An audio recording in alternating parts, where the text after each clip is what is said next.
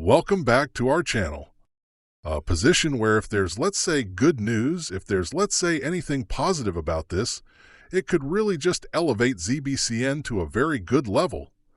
Unlike something like, for instance, Ripple or Stellar, it's very hard to kind of have news about Ripple and Stellar, especially as of right now moving forward. That's really going to blow someone's hair back, and be like, oh, wow, that's crazy news.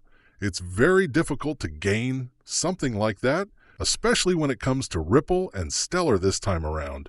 And I think, if anything, it's not a bad thing. It just showcases how well they are doing, to the point that people kind of already assume that, good things are going to be coming from that. And that's not going to be something that's really exciting. But then on the flip side, if you take a look at ZBCN, because it's still relatively an up-and-coming project, it's in this good position where, if there's good news, it could really just, affect the BCN in a positive way. And the thing is this, something like ZBCN, despite not being a multi-billion-dollar market cap project, it has been known to, pick up with the market when it's doing pretty good. Take a look at as of right now.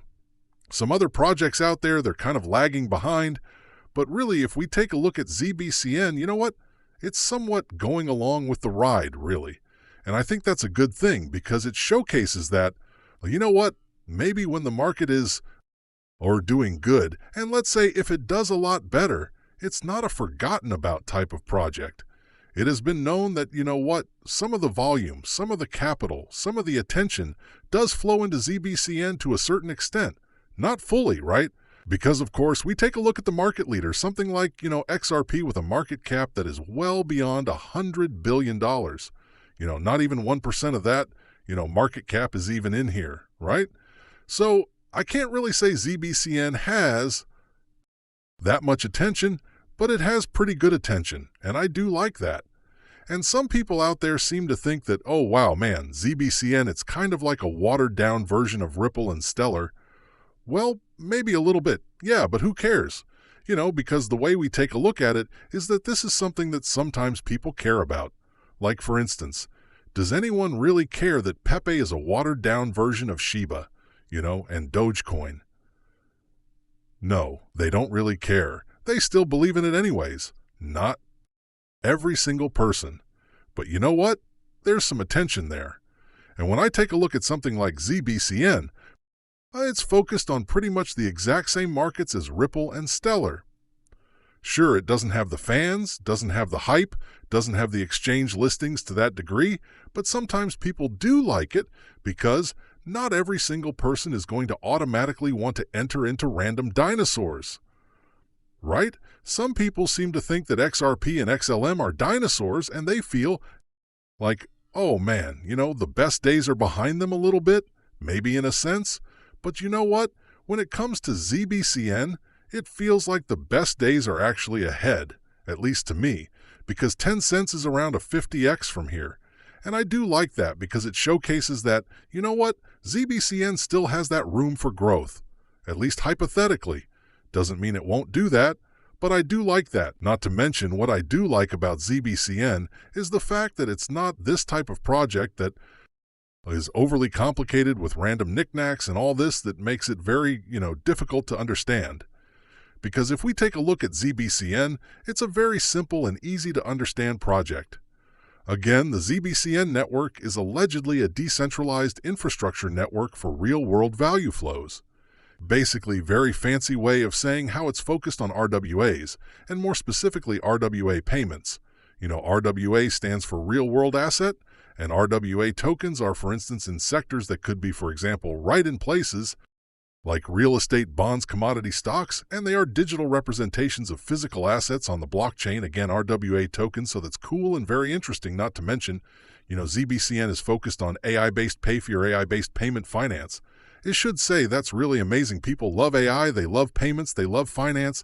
That's a good combination, not to mention as well ZBCN investors like Circle, which is the creator of USD, and also Solon Ventures.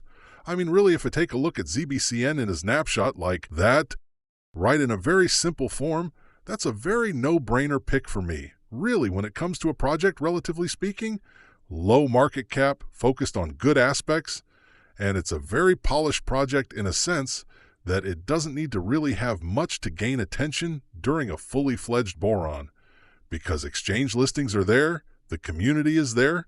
Again, the fundamentals are there.